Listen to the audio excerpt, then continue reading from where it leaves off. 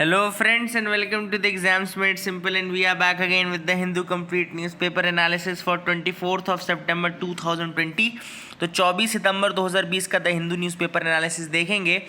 Before we start, नीचे description और comment में हमारी लिंक्स दिए हैं, वेबसाइट की लिंक दी है, टेलीग्राम चैनल की लिंक दी है, फेसबुक पेज की लिंक दी है। तो you should join us at our different social media platforms also, so that you should not miss any update from our website or anything else. You can join us there and please do like the video अगर आपको पसंद आता है तो, ठीक है ना। So let's start with the questions first। पहला क्वेश्चन है, इनमें से कौन सी schemes ministry of science and technology की है? Which of the following schemes are under the purview of ministry of science and technology? First is Vajra scheme, second is Samagra Shiksha scheme, third is Yuvika programme, fourth is Ramanujan fellowship, fifth is operation digital board. तो इनमें से कौन सा है आपका जो कि science and technology में आती है? 1 and 4 only, 3 and 4 only, 1, 3 and 4 only, या 2, 3 and 5 ओनली? दूसरा स्टेटमेंट है, दूसरा क्वेश्चन है, consider the following statements regarding the Lokpal. Lokpal के रिगार्डिंग स्टेटमेंट है, आपको बताना कौन सा सही है। पहला स्टेटमेंट कह रहा है, it consist of a chairperson and a minimum of 8 members out of whom 50% are judicial members. दूसरा स्टेटमेंट कह रहा था, chairperson and the members are appointed by the president of India by warrant under his hand and seal. Third is, it has jurisdiction to inquire into allegations of corruption against prime ministers and member of parliament. तो इनमें से कौन से statements correct है? 1 and 2, 1 and 3, 2 and 3, या 1, 2 and 3? Question number third is, O smart scheme. O Smart Scheme is an umbrella scheme of which of the following ministries? Options are A, Ministry of Earth Sciences, B, Ministry of Housing and Urban Affairs, C, Ministry of New and Renewable Energy, या D, Ministry of Fisheries, Animal Husbandry and Dairying। So these were the 3 questions for you today। तो आपको कुछ नया सीखने को मिलेगा। Let's see the answers. आपने attempt कर लिया होगा, I hope. Let's see the answers now. पहला क्वेश्चन था कि ministry of science and technology के अंदर कौन कौन से स्कीम्स हैं? तो इसका देखो, वज्र स्कीम यस है, वज्र स्कीम है। समग्र शिक्षा ministry of education, Yuvika ISRO, Ramanujan fellowship yes है। तो 1, 4 हो गया। Operation digital board ministry of education. तो इसका मतलब हुआ क्या कि 1 and 4 will be the answer, A will be the answer for this. दूसरा क्वेश्चन हमने पूछा था लोकपाल के रिगार्डिंग, तो कोई बहुत अच्छा क्वेश्चन था, थोड़ा ट्रिकी था। क्यों? क्योंकि पहला स्टेटमेंट देखो लिखा है चेयरपर्सन मिनिमम ऑफ 8 मेंबर। ये मिनिमम नहीं, ये मैक्सिमम ऑफ 8 मेंबर्स होता है, मैक्सिमम ऑफ 8 मेंबर्स होता है ये। तो पहला स्टेटमेंट गलत है, दूसरा तीसरा जरूर सही है। तो आंसर होगा 2 and 3, C will be the answer for this. O smart scheme पूछी थी तीसरा क्वेश्चन में, इसका आंसर है ministry of earth sciences. O smart का मतलब होता है आपका ocean services modelling application resources and technology. याद रखिएगा, ocean services modelling application resources and technology, O smart scheme. It comes under the ministry of earth sciences. Objective इसका क्या है? Basically to generate and regularly update the information on marine living resources. Marine living resources के regarding information पता करना, सी level के regarding information पता करना, तो ये सारी चीज़ें इसके अंतर्गत आती हैं। पहला क्वेश्चन जब मैंने पूछा था कि कौन कौन सी स्कीम साइंस के अंदर आता है, तो वज्र जो स्कीम है उसका है visiting advance joint research faculty scheme. याद रखिएगा, visiting advance joint research faculty scheme इसका फुल फॉर्म है। और इसमें बेसिकली जो ओवरसीज साइंटिस्ट हैं, एकेडमिशियंस हैं, जो कि NRIs हो गए या OCI हो गए, उनको इस तरीके के इंडिया के पब्लिक फंडेड इंस्टीट्यूशन बुलाना, काम करवाना, ये सब चीज़ें टाइम टू टाइम लाना, ये बेसिकली वज्र स्कीम के अंतर्गत आता है। दूसरा हमने रामानुजम फेलोशिप बताई थी। तो basically it is for attractive avenues and opportunities to Indian researchers of high calibre. जो इंडियन रिसर्चर्स हैं उनको ये फेलोशिप प्रोग्राम के लिए दिया जाता है, एंड जो अब्रॉड में है उनको बुलाया जाता है भारत में, है ना। So basically these are the things which are done under that. फिर मैंने आपसे लोकपाल के रिगार्डिंग क्वेश्चन पूछा था, तो लोकपाल वाले में भी यही है कि वो मैक्सिमम ऑफ 8 मेंबर्स होता है, ना कि मिनिमम ऑफ 8 मेंबर्स होता है। अपॉइंटेड बाय द प्रेसिडेंट, बिल्कुल सही है। They hold the office for a term of 5 years, 5 साल के लिए करते हैं और 70 साल की एज तक करते हैं। सैलरी अलाउंसेस जो कंडीशंस हैं of the chairperson are same as the chief justice of India, and the salary allowances of and conditions of members is same as that of the judge of the Supreme Court। ये सारी याद रखेगा आप। These are very very important points regarding the Lokpal. I hope you got clarity। आपको ये चारों सवाल अच्छे से क्लियर हो गए होंगे, आपको 4 नई चीज़ें जानने को मिली होंगी। अगली जो न्यूज़ है, न्यूज़ एनालिसिस में आते हैं। कैग ने कहा है Rafale vendors yet to confirm the technology transfer. तो कैग ने अभी रिसेंटली अपनी रिपोर्ट पेश की है, उसमें उन्होंने कहा कि जो राफेल वेंडर्स हैं they are yet to confirm the technology transfer. जो टेक्नोलॉजी ट्रांसफर उसके बारे में भी बताना उनको बाकी है। तो इसमें न्यूज़ में थोड़ा सा मैं आपको राफेल के बारे में बताना चाहता हूँ। ओके। राफेल क्या है? राफेल जो है वो डसॉल्ट एविएशन करके, जो कि फ्रेंच कंपनी है, डसॉल्ट एविएशन, वहाँ से आया है।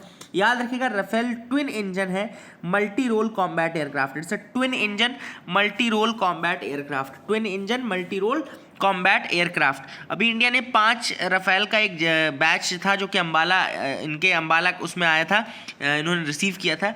And it is developed by French aircraft manufacturer Dassault द्वारा ये बनाया गया है।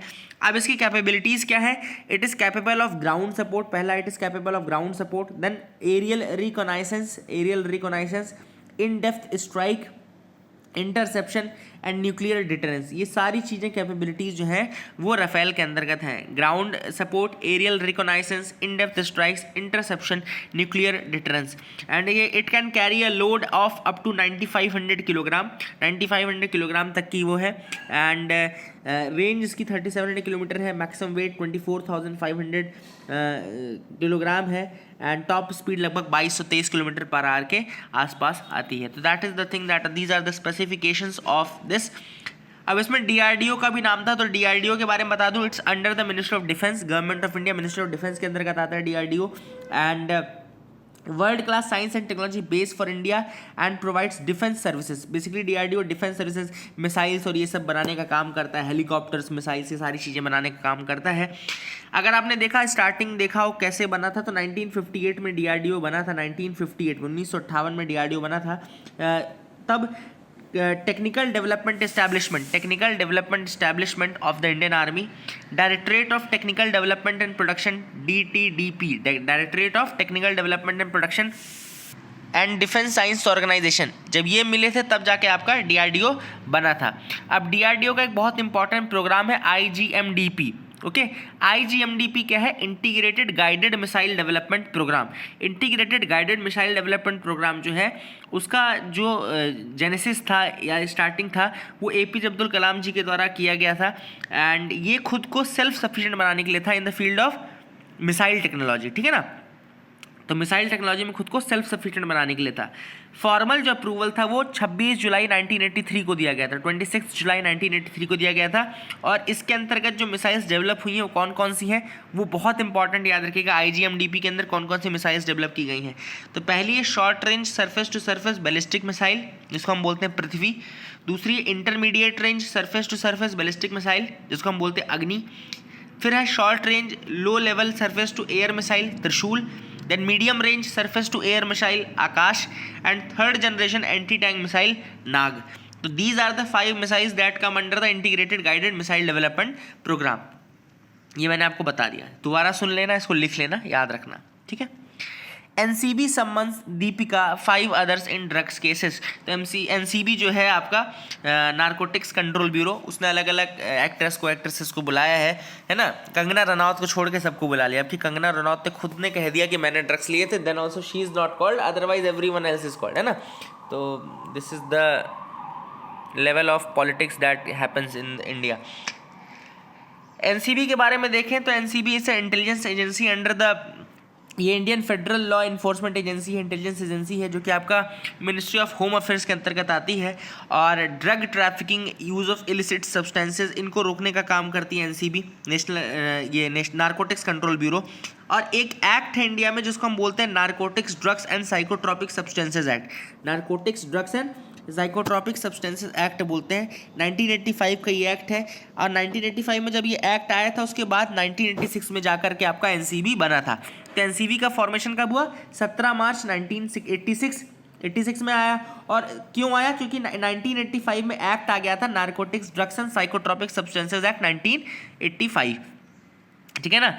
अब इसके अलावा इसका जो मेन मतलब कि वायलेशन से रोकने के लिए जो एक्ट आया वो आया 1988 में, prevention of illicit trafficking in narcotics drugs and psychotropic substances 1988। फिर 1988 में दोबारा भी एक एक्ट आया जिसमें कि ये आया कि अगर आप वायलेट करते हो तो फिर क्या सजाएं क्या है।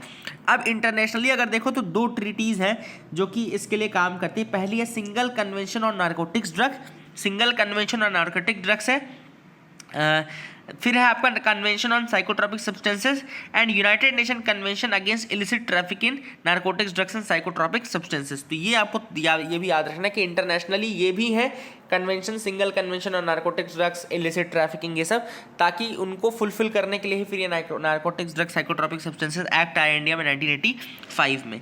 आई hope you got clarity regarding all these things. आगे मूव करते हैं, देखते हैं क्या इंपॉर्टेंट न्यूज़ आइटम्स है। Kejriwal lauds IARI for developing low cost technology to manage stubble. तो मैंने पहले ही बताया था आपको कि यहाँ का जो पूसा इंस्टीट्यूट है, जो कि इंडियन एग्रीकल्चरल रिसर्च इंस्टीट्यूट के अंतर्गत आता है, पूसा इंस्टीट्यूट, तो उसने एक डेवलप किया है, एक इनोवेटिव डीकम्पोजर टेक्निक डेवलप किया जो कि स्टबल को डीकम्पोज कर देगी।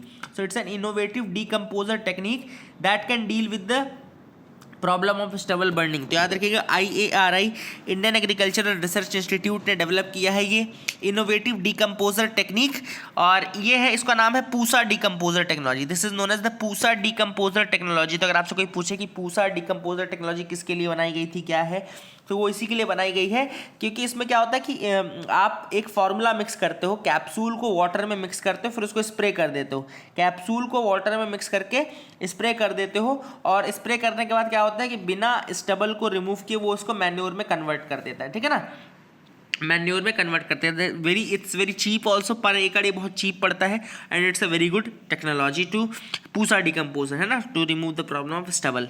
तो इसको आप आंसर राइटिंग में ज़रूर यूज़ करिएगा जब भी आपको ऐसे पोल्यूशन की प्रॉब्लम आए या इस तरह का क्वेश्चन लिखने के लिए आए, तो उसमें आप ये चीज़ डाल सकते हैं। एडिटोरियल सेक्शन में आते हैं, तो पहला जो एडिटोरियल है वो है सीइंग। एडिटोरियल से पहले मैं आपको एक मैप दिखाना चाहता हूँ। Let me show you a map, and ये जो मैप है ये आपका तस्मान का मैप है, तस्मानिया का मैप है, ठीक है ना। तस्मानिया जो बेसिकली आपको बताऊँ तो Tasmania is a island state of Australia. Tasmania जो है ऑस्ट्रेलिया का ही आइलैंड स्टेट कहलाता है। अब आपको देखना है तस्मानिया क्यों न्यूज़ में था अभी, क्योंकि तस्मानिया के ही कोस्ट में बहुत सारी वेल्स की डेथ हुई, लगभग 400 वेल्स हैं, 390 करीब वेल्स है जिनकी डेथ हुई है। तो आपको ये मैं मैप दिखाना चाहता हूँ। ये देखो, यहाँ पे इसकी जो कैपिटल है वो होबार्ट है, मेन होबार्ट कैपिटल है। यहाँ तस्मान सी आपको दिख रहा होगा, यहाँ इंडियन ओशन वाला पार्ट दिख रहा होगा, यहाँ पे आपको साउथ पैसिफिक ओशन दिख रहा होगा, यहाँ पे बास स्ट्रेट है, बास BASS बेस स्ट्रेट है यहाँ पे, और ये भी आपको याद रखना है। देन ऊपर यहाँ पे फ्लिंडर्स आइलैंड है, this is Flinders island, this is यहाँ पे आपका बेज ऑफ फायर, यहाँ पे लिखा नहीं है लेकिन it is bay of fire बोलते हैं इसको। ये वाला रीजन बे ऑफ फायर है जो लॉन्सेस्टन के पास है, ठीक है ना। फिर डेवनपोर्ट भी आपका तस्मानिया में आता है, डेवनपोर्ट तस्मानिया में आता है। होबार्ट इसकी कैपिटल ही है, मेन पार्ट है। देन ये हार्बर है, Makari harbour, this is the harbour, Makari harbour, ये भी आप बहुत इंपॉर्टेंट लोकेशन है, ठीक है ना। तो ये आपको याद रखना है। यहाँ पे फ्लिंडर्स आइलैंड दिखा दिया मैंने आपको, बास स्ट्रेट दिखा दिया, यहाँ पे बे ऑफ फायर है वो बता दिया, यहाँ पे इंडियन ओशियन है, एंड होबार्ट दिखा दिया, मैकारी हार्बर दिखा दिया। तस्मानिया है क्या, it's a island state of Australia, इसको याद रखिएगा, आइलैंड स्टेट ऑफ ऑस्ट्रेलिया है। तो एडिटोरियल है seeing the dystopia in India as a democracy. अब ये है क्या, बेसिकली यूनाइटेड नेशन ने ये कहा है कि जो 15 सितंबर रहेगा that will be international day of democracy. 15 September will be the international day of democracy, 15 September international day of democracy रहेगा। ऑथर ने कहा है कि इंडिया को अगर पार्शियली इवेल्युएट करें तो बहुत अच्छी डेमोक्रेसी दिखेगी, वर्ल्ड की लार्जेस्ट डेमोक्रेसी है, मल्टी पार्टी इलेक्शंस होते हैं, यूनिवर्सल एडल्ट सफरेज है, एज का रिस्ट्रिक्शन दिया गया है, लेकिन एज के बाद फिर सबको एलिजिबिलिटी है कि कोई भी बन सकता है, and it is the world's largest democracy obviously. तो ये सारी चीज़ें अगर आप देखो तो India seems to be a very happy place, India seems to be a very good place for everyone, क्योंकि ये बहुत अच्छी डेमोक्रेसी है। लेकिन अगर ऑथर ने कहा कि अगर आप एक बहुत इंपॉर्टेंट पैरामीटर देखो डेमोक्रेसीज को कंपेयर करने का, तो वो है life satisfaction of the citizen. Life satisfaction of the citizen कैसा है, तो ऑथर ने कहा कि लाइफ सेटिस्फैक्शन के बारे में अगर देखा जाए तो वर्ल्ड जो हैप्पीनेस रिपोर्ट आती है 2020 की आई, उसमें इंडिया की ranking I 144 out of 153 countries. तो इसका मतलब है कि यहाँ पे लाइफ सेटिस्फैक्शन नहीं है, मतलब लोगों citizens are not satisfied with that. तो ऑथर ने वही कहा है कि ये एक बहुत इंपॉर्टेंट क्राइटेरिया है जो कि डेमोक्रेसी को जज करने के लिए होना चाहिए था, लेकिन वहाँ पे तो हमारे इंडिया की रैंकिंग बहुत पीछे है, मतलब people are not very happy, people are not feeling very secure in India, तभी तो है कि लाइफ सेटिस्फैक्शन वहाँ प्रॉपर नहीं है।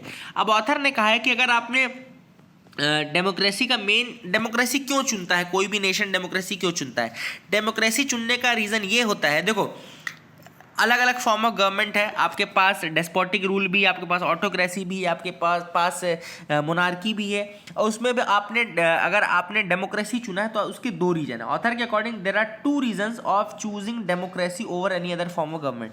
पहला तो है liberty, the first is liberty. जो लिबर्टी आपको डेमोक्रेसी प्रोवाइड करती है वो दूसरा कोई भी फॉर्म ऑफ गवर्नमेंट प्रोवाइड नहीं कर सकता है, whether it's monarchy, whether it's your despotism और ऑटोक्रेसी। कोई भी आपको इतना ज़्यादा फ्रीडम प्रोवाइड नहीं करेगा, लिबर्टी प्रोवाइड नहीं करेगा। Liberty to life and property आपको इस तरह से कोई नहीं प्रोवाइड करेगा। The first reason why people choose democracy over any other form of government is liberty. दूसरा जो रीजन है why people choose democracy over other form of government is that they want government interference for developing people's capability. They want government to interfere for developing people's capability. इसका मतलब है कि वो चाहते हैं कि गवर्नमेंट इंटरफेयर करे और कुछ पब्लिक गुड्स बनाए। पब्लिक गुड्स मतलब कि एजुकेशन हो गया, स्किल डेवलपमेंट हो गया, हेल्थ हो गई, ये सारा वो चाहते हैं कि गवर्नमेंट के थ्रू डेवलप हो। तभी तो वो चाहते हैं कि डेमोक्रेसी हो, गवर्नमेंट का इंटरफेरेंस भी रहे थोड़ा बहुत, लेकिन कितना रहे कि वो उनकी कैपेबिलिटीज को डेवलप करें, ठीक है ना।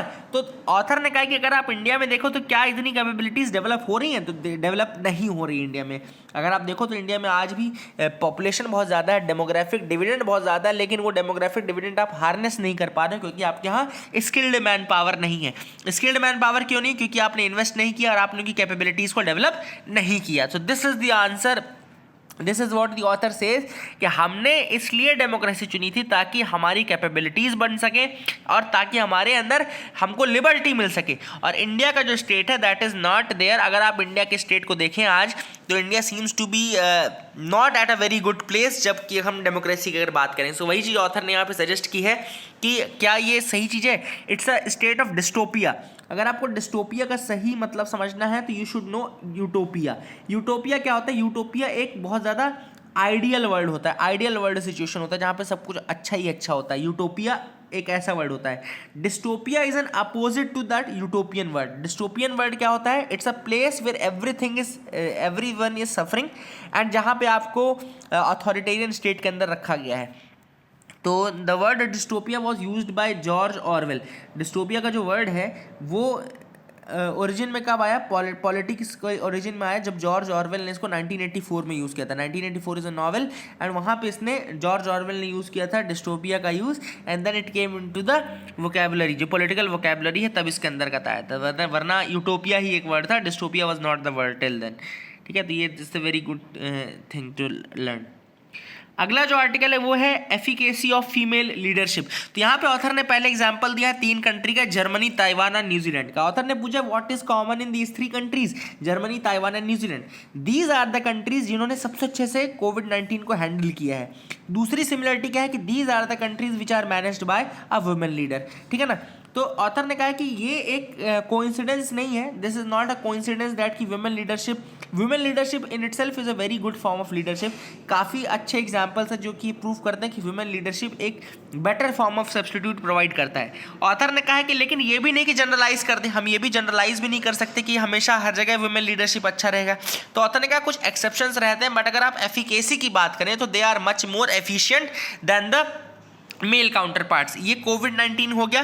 कोविड-19 में हमने देख ही लिया कि न्यूजीलैंड, ताइवान और जो ये जर्मनी जैसी कंट्रीज हैं they have very effectively fought with कोविड-19। बहुत पहले से सोच लिया था उन लोगों ने ये सारी चीज़ें। So that is the thing, ठीक है ना। लेकिन ये भी जनरलाइज भी नहीं कर सकते।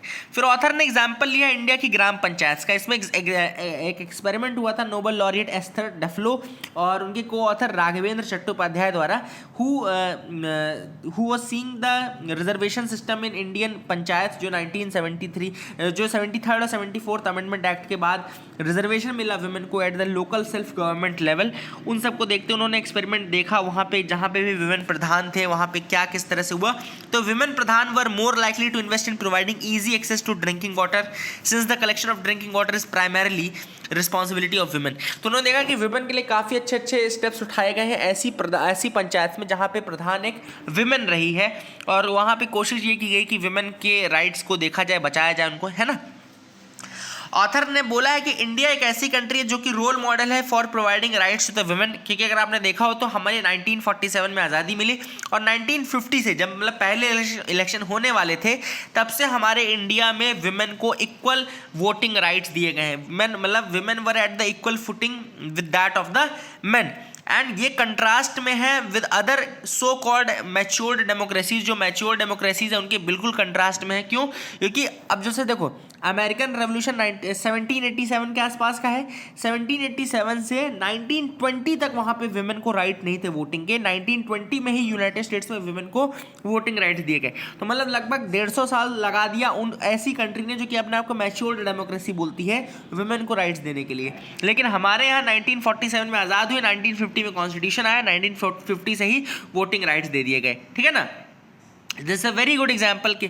लेकिन आज भी एक बहुत इंपॉर्टेंट चीज़ है जिससे इंडिया ग्रसित है, वो है under representation of women in the Indian legislature. हमने वोटिंग राइट्स तो दे दिए लेकिन जो पार्लियामेंट में पार्टिसिपेशन है वुमेन का वो आज भी बहुत कम है। अगर आपने देखा हो कि वुमेन अभी केवल 14% टोटल स्ट्रेंथ की लोकसभा की कवर करती हैं, और इस कारण से हमारी जो रैंकिंग है वुमेन पार्टिसिपेशन में 143 है आउट ऑफ 192 कंट्रीज। रवांडा जो है वो 60% पार्टिसिपेशन है वहाँ पे वुमेन का। तो कितना ज़्यादा एक एग्जाम्पल सेट कर रहा है रवांडा, हमको उससे सीखना चाहिए। अब ऑथर ने यहाँ पे बोला है कि यहाँ पे वुमेन रिजर्वेशन बिल जो है जहाँ पे 1/3 सीट्स रिजर्व करने के लिए बोला गया है, वो एक काफ़ी इंपॉर्टेंट बिल है। अगर उसको गवर्नमेंट पास कर पाए तो काफ़ी अच्छा होगा, उससे काफ़ी ज़्यादा पार्टिसिपेशन बढ़ेगा। कैसे? ये बिल 1996 में एच.डी. देवेगौड़ा की सरकार के समय पर ही लाया गया था, लेकिन आज तक ये पास नहीं हो पाया। कई बार ये बिल आ चुका है 24 सालों से, लेकिन ये पास नहीं हुआ है। ठीक है ना, फाइनल ये एक्ट में नहीं कन्वर्ट हुआ है। तो वही चीज़ ऑथर ने बोली कि this is a major step which the parties could take. दोनों मिल करके, यूपीए एनडीए सब मिल करके इस बिल को पास करें और वुमेन के पार्टिसिपेशन को और बढ़ाएं। आगे मूव करते हैं, कौन सी न्यूज़ आइटम में देखते हैं। Priceless artefacts damaged in Indian museum renovation, CAG की रिपोर्ट आई है अभी। कैग ने रिपोर्ट दी है कि रिनोवेशन वर्क जो हुआ म्यूजियम इन कोलकाता में, कोलकाता म्यूजियम में जो रिनोवेशन वर्क है उससे कई ज़्यादा आर्टिफैक्ट जो थे वो ख़राब हो गए, प्लस रिनोवेशन के लिए जितना पैसा निकाला गया था उससे ज़्यादा खर्च कर दिया गया। जैसे 83 करोड़ सैंक्शन हुए थे और रिनोवेशन का डाला 105 करोड़ का। ठीक है ना।